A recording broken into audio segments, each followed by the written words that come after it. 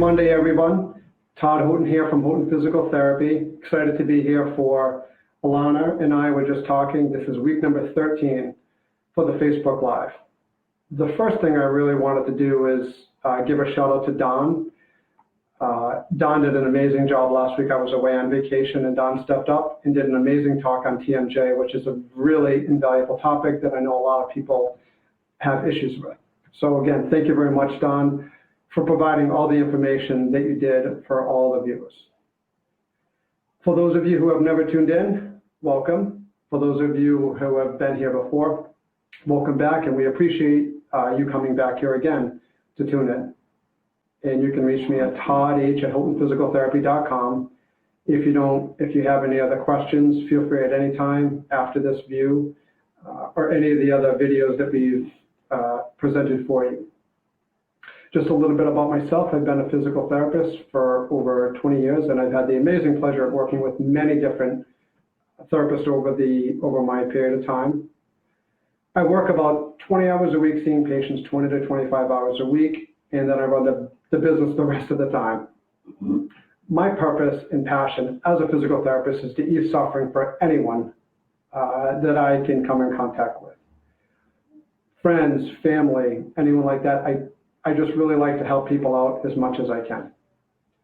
But my real passion personally is to help people with the mindset portion of why people have pain or why they're not reaching their goals. That is going to be a big piece of the topic tonight, working on people's mindset, is how can we reach their goals. My purpose of the Facebook Live is, although I really love treating patients and helping out as many people as possible, I wanted to have a bigger reach. I decided to share my experience on a bigger stage if I can, and how can I add more value to more of the consumers, the patients, the customers that may be interested in physical therapy or might need physical therapy. So the topic of the week, when Alana and I were talking, Alana had a great idea to come up with kind of after we watched the marathon and seeing what people went through for the marathon. She came up with a great idea on preparing for your big event, how to show up on your event race day with confidence and certainty to win the day. So that's kind of what we came up with after her great idea. So what does that mean? Well, many people, hi Peggy, how's it going? Many people have different goals in life. Some of the examples of a big event that someone might want to do would be a 5K, a 10K, a half marathon, a triathlon, or you can complete with a dance partner, or you might want to play a round of golf at a company outing, or just walking out in the woods for a fundraiser. So there are many different goals that people might have. So I'm going to go over 3 things that are crucial in order to help you win the day and reach your goal. The first one is you want to know what your outcome is. You want to know what your result is. You want to know, I call it the what. So we want to know the what. And for any goal, we want it to be specific, we want it to be measurable, we want it to be time-related, and we want it to be compelling. What happens if I do get this goal, what will happen? And if I don't get the goal, what will also happen? The next thing, number 2, is the why. Why do we need something? And this is probably the super important piece of it, is we need to know we need a compelling why. We need a purpose for this. Going along with the why would be the consequence if we do not achieve the outcome, and also the reward if we do achieve the outcome. The third one is the how. And the how, coming from a mindset perspective, is what really stops people in their tracks. If you get focused on the how before you start doing something, you're going to come up with all sorts of excuses in your head why it might not be attainable. So that's why we save that for the last. The how are things. The how would include what massive action do we need to do to reach our goal. An example of that might be we need to make a list of all the steps that we need to be completed to reach a goal. We want to mark the 20% of all the different steps that we're going to do that are going to allow us to get 80% of the work done. We also want to write the time needed that's going to take to get all those goals done. What is the 20%? And then we want to find the amount of time, whether it's 10 to 15 minutes per step, and then we want to schedule the time. Really, really crucial steps. The next thing is there are going to be 3 musts for achieving your goals. 3 musts. The first one is proximity. That just means we want to be around like-minded people. Say, for example, if you want to walk on a golf course and if you want to walk a whole round of golf, then it would make sense you need to be close to somebody that shares the same passions that you do. We're only strong emotionally and physically as our 5 closest friends. So that's something that we want to get around like-minded people to reach whatever that goal would be. You could join a walking group, you could join a hiking group, you could join a golf group. There's many different things you could do. But just proximity, get close to people that have your same goals in mind. The second thing is you want to work on getting either a coach. In my mind, a coach is someone that helps move you forward towards your goal. Example, finding a mentor. Finding someone who has already done what you want to do, really important. Whether you want to do a couch to 5K, whether you want to win a CrossFit event, whether you want to swim across the English Channel, whatever your goal is, you want to find a coach or an expert that's going to help you guide you in that direction. The third thing is we want to find resources. We want to find resources, and a lot of those you might be able to get from your coach. You want to maybe ask your coach, how can you get in proximity or how can you get around people that do what you want to do? There's no reason to reinvent the wheel. You want to find somebody who's an expert in the field that can give you the easy steps or maybe some shortcuts to get the goals that you want that's already successfully completed whatever goal you're reaching for. You can use the time in your car, wait to listen to some audio tapes, call that downtime. Listen to some tapes in your car or when you're working out, going for a walk, to use that time really effectively. You can read books, you can go online and find some information as well. The next thing I'm going to talk about is what are the physical things that we need to do for the body. So the first thing we're going to talk about is fuel.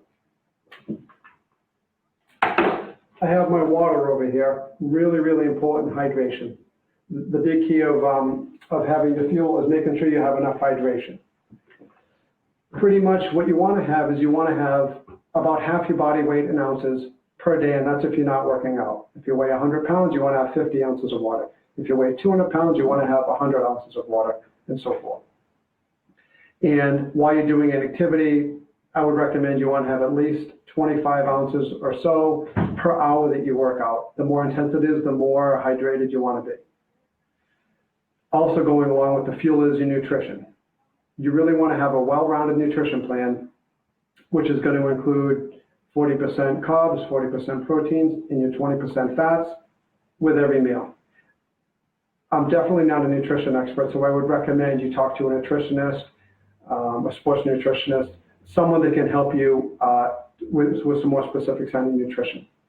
But it is important you want to do really good pre-workout nutrition during your workout if it's a long endurance, and post-workout.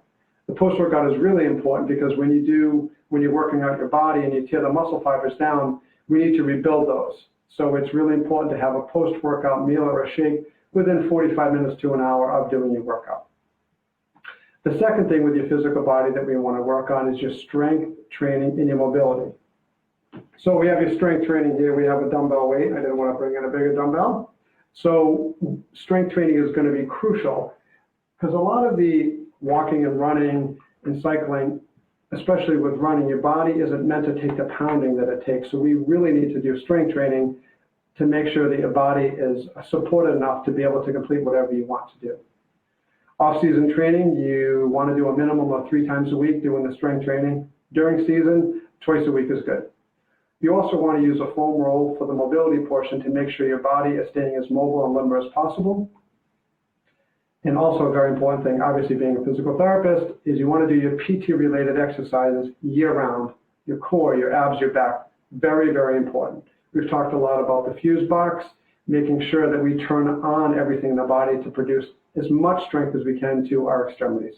And the last thing we want to do for the physical body is the third thing is whatever sport or skill-specific workout that you want to do, whether you're running, biking, swimming, or hiking, we want to make sure that we fit that in. Now, my favorite topic. Anyone that knows me, my favorite topic is to talk about the mindset. The mindset of reaching your goal.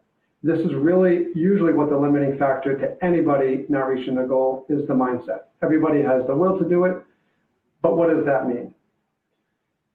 In order to create a winning mindset, it's like anything else. We want to get better at something, we have to work at it. We need to create an emotional fitness where the body is getting stronger and the muscles getting stronger with your mindset. We need to be in a good state and have a good mindset as we're going through as we're planning our training program or planning our goals, as well as when we're actually working through them.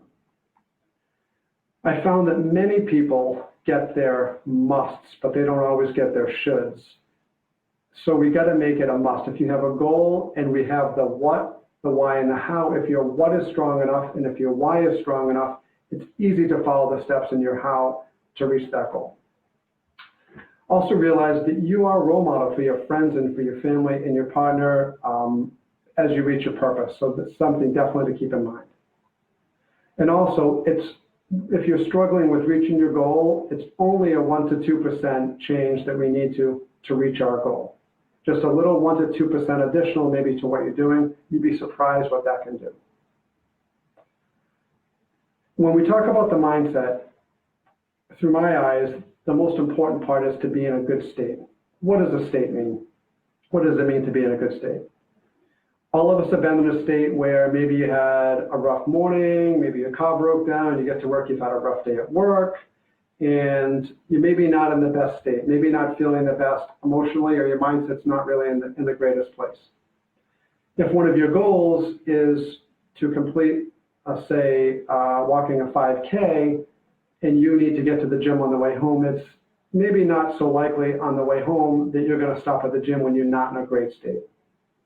But on the opposite side of that, when you're in a good state, you've had a good morning, you've had a good morning with your kids or your family, you've had a great day at work, you've been productive, you're really passionate about what you do, on the way home from the gym, it's going to be a lot easier to want to stop at the gym and get that workout in to reach towards your goal. So what do we need to learn about how to get into a good emotional state? Well, the first thing, if we're not feeling so great, is to change your physiology. What does that mean? Move. Motion is lotion. You've heard me say that before. Changing your physiology could be many things. It could be dancing. It could be listening to your favorite song. It could be jumping up and down, going for a walk, going for a run. But super important to get that mindset going is that the number one thing is we need to change your physiology. Just moving. The second thing is we just need to give it a different focus. We need to focus on something positive, something grateful. An example of that could be, even though you know you need to get home to your kids, even though you haven't really seen them all day, a different focus you might have is, I deserve to take care of my mind and my body so that I can give more to my children. Something to think about. And the third thing is we want to give it a different language or a different meaning. For example, if I don't go to the gym, I will not have walked at all today, and the stress will not help my body, and it's not going to help my family when I get home. Another thing could be is if I go to the gym and walk, I am one step closer to working at completing my 5K without stopping. Another one is if I go to the gym, my kids see it enough, I'm going to be a great role model for my friends, my family, and my partner, that they're going to see me really sticking to my guns and really making sure that I can reach my goal. So an example of the what, the why, and the how would be, I've kind of alluded to a little bit, is the what could be, I want to complete, my goal would be, I want to complete a 5K walk on June 25th in 45 minutes without stopping. Now that might seem like a really lofty goal, but now what do? We set a goal, we made it specific, we gave it a time frame, June 25th, with 45 minutes without stopping. That's a really specific goal. So that's the what. Now we want to look at the why. The why of my purpose. If I do complete the 5K without stopping, I am one step closer to being able to play with my grandchildren over the summer when they come home. That's a pretty compelling why. Number two, another example would be is if I do complete the 5K, I will be a great role model for my children. I don't know about any of you parents out there, but I really try my best to be a role model for my kids all the time. That's a really important thing to me. And on the opposite side of that, if I do not complete the 5K without stopping, I might have to be on my high blood pressure medication forever. So we want to make it compelling. We want to make it, if we do it, how successful we're going to be. And if we don't do it, what might be some of the consequences. So now what's the how? This is the part that everybody gets stuck on, but this is why this is the third piece. The how, my massive action. What are the things that I'm going to do to be able to complete my what? I want to have a good nutrition plan. I want to have a good hydration plan, and I want to journal my plan. I want to look up an online 8-week training course program that has already been successful. Someone has already completed it, and they felt really positive about it. I want to read 3 resources on walking 3 to 5 miles, and I want to schedule a time in the AM or PM to be able to do that, so I make sure that I can be successful in completing my how to get to my goal. I want to find an accountability partner. I want to find somebody in a group that I can walk with or that I can talk with, that can share kind of my vision and my goals. And then you can also have your physical therapist come up with a training program for you, or a personal trainer to help you out with the strength training portion to be able to reach your goal. Hopefully this was helpful to you, and now you are ready to win the day, and you'll be ready for your event, race day, or whatever your event is, if you do follow these steps. So now we have a couple questions here. The first question is, thank you for writing in. I've heard that taping the toes individually with duct tape will prevent blisters. Is this true? I've heard that does. Yes, taping people, I like to use kinesio tape. It's a little bit softer on the body. I like to use kinesio tape. I think it's a little bit softer, but that can definitely be helpful with the friction, because when you're doing some endurance or some longer races, or if it's hot, if your feet sweat a lot, by having the KT tape, it's just going to help with the surface, so you're not going to get so much of the rubbing. So that can definitely help with blisters, and that's definitely a good idea. If I'm halfway through my event and I get a leg cramp, what should I do? Well, one of the things I wanted to talk about kind of with the mindset portion, that's a really good question. Everything that you're doing, whatever your endurance training is, whatever your event is, you want to, if it's something that's more than a half hour, an hour that you think you're going to be eating, you want to practice everything you're going to do on your race day or event. So if you've never walked, if you've never run a 5K, or I should say if you've never run a half marathon that's a longer endurance race, you want to actually train with your hydration and train with your food through your training process. So when you get to race day, hopefully you won't cramp. But however, if you do get a leg cramp, people, you can use a few different things. I've heard of people using salt tabs. I train with salt tabs, and I have a salt tab every hour just to make sure that my body stays in check and properly balanced. I've heard of people using mustard, carrying like a little mustard packet with them. So there's definitely things you can do, and it also might be a hydration issue. So I definitely hydrate up, make sure you're hydrated, and maybe take one of those things during your training runs to see if that would be helpful. I've started jogging. What are shin splints and how do I avoid them? That is an awesome question, Deb. Shin splints are things that people get, that's very, very common. Through my eyes, shin splints are caused by the low back and the glutes not working, and by not doing enough core exercises or ramping up a training program too quick are all the causes of shin splints. When someone comes in to see me for physical therapy for shin splints, I want to make sure that they have a really good core and low back program because when we turn on the core and turn on the low back muscles, we generate all the strength and all the power all the way distally, all the way to your toes. If you already have a really good program, then I would be looking at how you ramped up your program. People can get shin splints again from ramping up. Say you've been just walking a mile or so. When you ramp up to 2 or 3 miles, that sharp increase can cause some overuse, like a tendonitis in the front of the shins. So I would make sure you're doing enough core exercises, and I would look at your training program to see if you ramped up too quick. Really great question. What is the best way to train, individually, with a group, or both? I find for myself, I like to do all of them. I like to train individually for some things, but most of the time I really enjoy training with somebody because I feel like the camaraderie, that's why I do it. Most of the time I train with my partner, Shelly, and we have awesome workouts. Sometimes we'll go out with the group, with the triathlon group we go out with. So I think that is a really great idea too. Sometimes, again, we talked about having an accountability partner, asking someone to work out with you. Sometimes that is a really good motivator for people to make sure that they can continue with their workouts and they continue towards their goal. If I have a cough or cold do I continue training? Everyone has different ideas with that. If people have a cough or a cold, again, through my eyes, is people have a cough or a cold because they're kind of overworked or they've overdone something. So I think you really just need to listen to your body and let your body dictate what you do. I myself, I will, again, I'm just going to probably play it by ear on that. If it's something that you don't feel too bad, I would maybe try and go out and see how you feel. But I guess I would really say it's okay to work through a cough or a cold. It just really depends on you. Sometimes a cough or a cold could just be allergy related, which that's definitely something you could work through. But I would take a look at your immune system and just to see how you're feeling, and just take it that way. When training in the rain, are there certain things I should do differently? It depends, I guess, on what you're training for. I will go out and run, and I will go out and ride in the rain, just because I never know what it's going to be like race day. So I just want to get my body used to it, just so I know what it feels like. Because there are some things, I obviously have glasses, but that can interfere with my racing.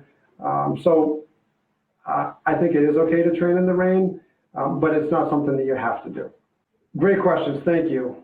The next question is, I have a slight fracture of my hand from 3 weeks ago. I have an air cast or support, but no solid cast. How will this affect my training? What should I adjust in order to compensate for the imbalance of the weight distribution? It depends on what you're doing for a workout. I think if you have a fracture, you can obviously definitely ride a stationary bike. You could probably walk on the treadmill. I would probably be a little bit leery of doing outdoor training because the last thing you want to do is fall on it. And whenever you have a cast or one of your limbs is maybe not working as well as it should, your center of gravity does change a little bit. And when you might normally be really well balanced, your balance can be off a little bit, and that can cause you to trip, and I just wouldn't want to see you get hurt again. So I guess it depends on your doctor's orders. It depends on a few things. But I definitely think you could definitely do your core exercises, your abs, your low back. There's definitely things that you could do. You could work on your mobility. I kind of look at it on the positive side is that if this is limiting you a certain part of your workout, it's going to give you a chance to focus on something else that you probably need to work on. The next question is, at the end of my training run, my shoulders and neck really stiffen up. What can I do differently to prevent this? That's a great question. I would probably say the easiest thing to look at is I would look at your posture. The posture is the most important thing when anyone comes in here with a certain injury, is to make sure that the posture is really good. If you have a forward head, forward shoulders, or you're rounded your upper back, it kind of throws everything off. You've heard me talk about the fuse box. It turns off a lot of the impulses to your body, and it can make your body work a lot harder than it really needs to. So I would say that working on your posture when you're working out is really important, but I'd say the strength training portion, I would look at your strength training program, make sure you're doing enough exercises to work all your core muscles so your body can sustain any activity that you're doing. It's a great question. What are the best core exercises for the gym and at home? That's a great question. One of the most important things you've heard me talk about as well is it's really individual for each person, but we need to find out where is the person's starting point. And why I say that is, if I give you a roadmap, and I know that I'm here in Attleboro, and I give you a roadmap to get to Boston, and you know where you started, then you know where you're going. If I give you the same roadmap of how to get to Boston, but I don't tell you where you're starting, it's really not that effective and useful for you.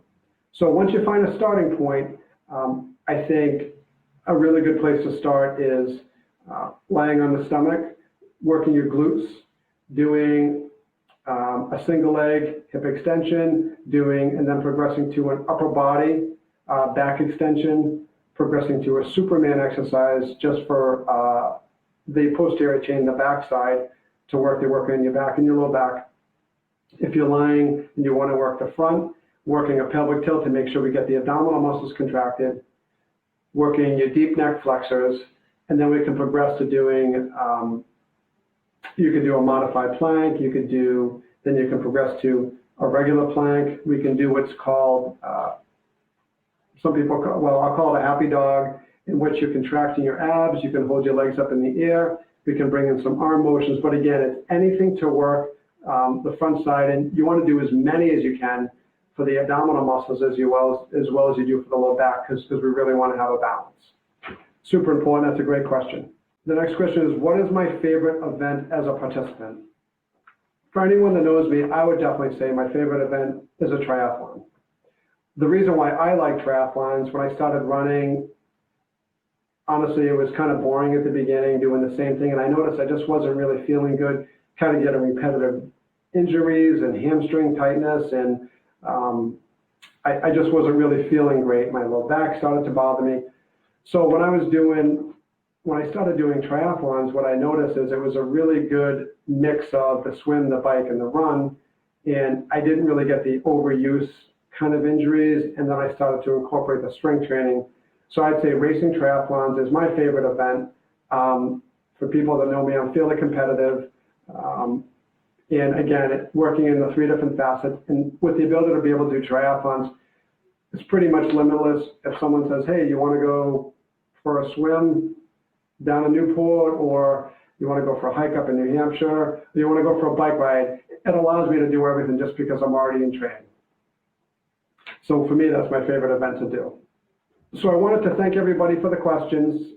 Thank you very much for the questions. Hopefully this information was really useful for you. And if we can do the things that I talked about tonight, like the 3 musts for achieving the goals, the physical things that we talked about, as well as your mindset. And again, the number one thing is being in a good state. Being in a good state, we want to change our physiology. We want to give it a different focus, and we want to give it a different meaning. Super important piece, because if we're in a good state, pretty much we're limitless. So now you're ready to win the day. You will be ready for your event or your race day if you do follow these steps. Again, you can reach me at todd@HoughtonPhysicalTherapy.com. And next week's topic is, how do you recover from your race day event? Thank you very much. Thanks for tuning in. See you next week.